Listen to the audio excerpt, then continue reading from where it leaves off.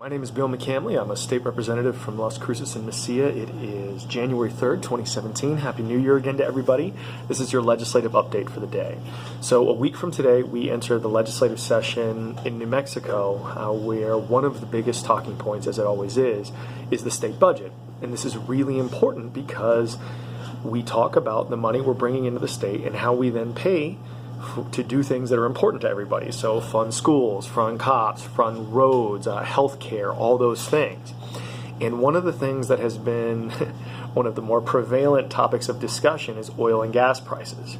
So I had a staffer at the Legislative Council go back into history and look and see what the effect of oil and gas prices has been on the state budget, so we can figure out how we go from there. So let me just run through a couple of things, because this is really, really important for those people that want to know how state government works and how it affects you.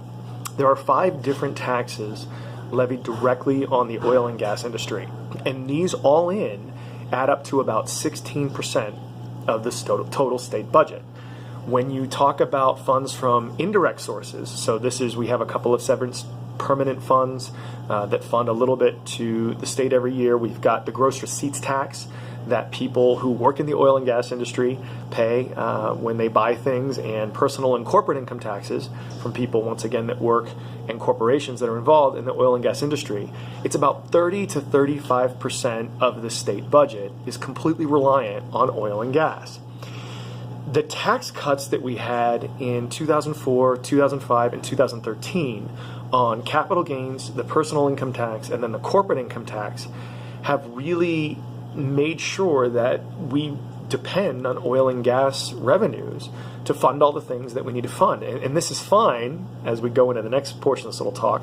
When oil and gas prices are high, when they're low, it's a huge issue.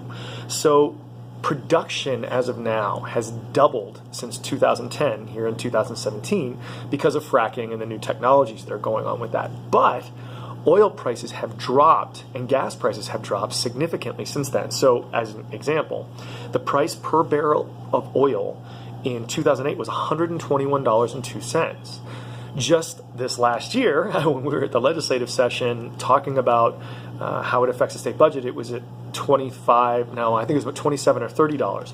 It's back up to about $54 a barrel. And the argument is always that it needs to be about $60 a barrel for us to sustain where we're at in terms of the state budget. So the rule of thumb was basically this, according to this document that I got. For every dollar increase per barrel of oil, the state revenue goes up $8 to $10 million. Of course, once again, when it goes down by $1 per barrel, we lose $8 to $10 million. So when you look at, for instance, a $10 rise or fall in oil and gas prices, that's $100 million from the state budget that we either have or do not have, depending on oil and gas prices. And it just makes for a roller coaster. So as we talked about before, in 2008, they were way up here, and we had a lot of money to spend at the state. They went into a nosedive over the past year, and it really hurt our ability to fund the really vital things like education and cops and roads and healthcare that we do as a state. That's a huge problem when prices are down. The problem is this: when prices go back up, we as legislators might tend to get complacent about diversifying away from just relying on this one sole source of revenue for what we do, because things are good, we can spend on stuff. We don't have a targeted strategy in diversifying. So that's the old investment strategy, correct? Like, you don't put all your eggs in one basket. You diversify so that you're not reliant on one thing. And we rely so much on oil and gas in the federal government that it's really hard to adjust when it goes one way or the other. So for me, and a future that is going to be stable with the state, it is really, really vital that we as legislators and that the governor and the other folks making public policy in New Mexico try very, very hard to find other sources of revenue for the state. And what that means is increasing the amount of jobs that are available away from just the oil and gas industry. That's not to say we should have less oil and gas jobs, but if oil prices crash again and we have more jobs in other sectors, it keeps everything healthier for the state. So I really appreciate y'all listening to this. I'll try to find a way to share this document that I've got, so if anyone wants to examine it, you can, and hope that gives people some insight into the kind of issues that we face as legislators moving forward. Thanks again, everybody. As always, if you have questions, comments, or concerns, I'd be happy to talk with you about them, and I hope you have a great day. Bye.